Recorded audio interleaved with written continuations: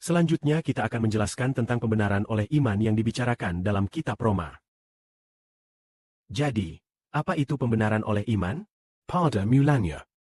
Menceritakan ada seorang leluhur. Leluhur ini adalah Abraham. Saat itu dia tidak punya anak laki-laki atau perempuan. Dan dia sudah cukup tua. Mungkin saat itu dia sudah berusia 80 tahun lebih. Hari itu Bapa berkata kepadanya, "Abram, aku akan sangat memberkatimu. Aku akan memberimu upah." Abram menjawab, "Ya Tuhan, aku tidak punya anak laki-laki atau perempuan. Apa yang akan engkau berikan kepadaku?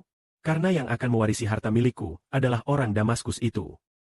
Maksud perkataannya adalah, "Tuhan, walaupun memberikan begitu banyak harta pun tidak ada gunanya. Karena aku tidak punya anak untuk mewarisi harta itu. lalu Abram berkata lagi, Karena engkau tidak memberiku anak, maka orang yang lahir di rumahkulah yang akan mewarisi hartaku." Hamba itu. Maksudnya dia memilih hamba sebagai pewaris hartanya. Lalu Allah membawa Abram keluar tenda. Berkata kepadanya, "Angkatlah kepalamu dan lihatlah bintang-bintang di langit. Hitunglah bintang-bintang di langit.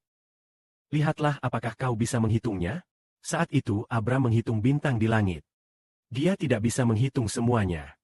Saat itu Allah berkata kepadanya, "Nanti keturunanmu akan sebanyak ini." Saat Bapa berkata begitu, bahwa nanti keturunanmu akan sebanyak ini, Abram pun percaya kepada Tuhan. maka Tuhan menyebut Abram sebagai orang benar. Bapa menyebutnya sebagai orang benar. Ini seperti yang dikatakan Alkitab, Abram percaya kepada Tuhan. dan Tuhan memperhitungkannya sebagai kebenaran. Ini semua mengatakan, orang yang beriman kepada Allah disebut benar. Maka prinsipnya sama hari ini. Kita mengerti bahwa di dalam Tuhan Yesus Kristus ada Allah. Maka beriman kepada Tuhan Yesus Kristus. Sama dengan beriman kepada Allah. Dan orang yang beriman kepada Allah disebut benar. Sungguh ajaib, kemarin malam dan malam sebelumnya. Bapa memberikan dua mimpi yang berbeda. Keduanya berbicara tentang iman. Malam sebelumnya bermimpi tentang seorang Jepang dan seorang Inggris. Karena alasan apa mereka? Karena alasan apa perang pecah? Kemudian karena orang Jepang itu punya iman. Dalam mimpi itu dikatakan orang Jepang punya iman. Akhirnya menang. Memberitahukan harus punya iman. Lalu pagi ini saat fajar menyingsing, diberitahukan harus punya iman. Ayo memberitahu saudara Sibo bahwa harus punya iman baru bisa menang. Maka dengan prinsip yang sama, hari ini kita berkata, bisa mengalahkan dosa itu karena beriman kepada siapa? Yaitu beriman kepada Tuhan Yesus Kristus. Kita mengerti Injil akan menyelamatkan orang seperti apa? Seperti yang dikatakan Alkitab, Injil menyelamatkan orang yang percaya. Juga dikatakan siapa yang percaya dan dibaptis akan diselamatkan. Kita semua anak-anak seringkali lemah. Itu karena tidak punya iman. Punya iman maka akan diselamatkan. Seperti kita katakan percaya Tuhan Yesus pasti selamat. Seperti Tuhan Kristus berkata, "Percayakah engkau aku dapat melakukannya?"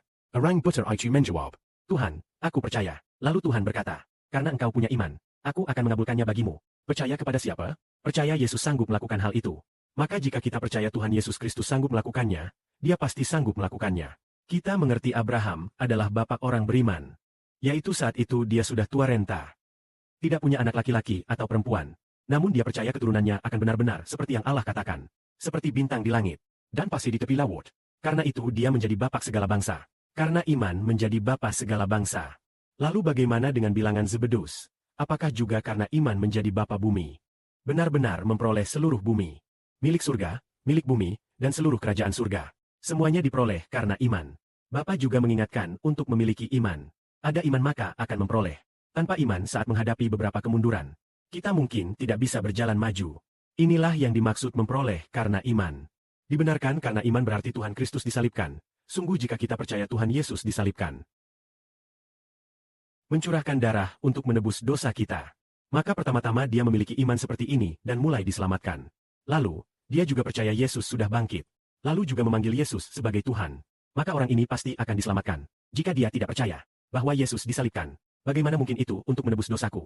Aku tidak percaya. Maka jika tidak percaya dia tidak diselamatkan. Karena Tuhan Kristus disalibkan. Jika kita percaya itu untuk menebus dosa kita, maka pasti diselamatkan. Inilah pembenaran karena iman. Hendaklah kemuliaan bagi Bapa yang bersemayam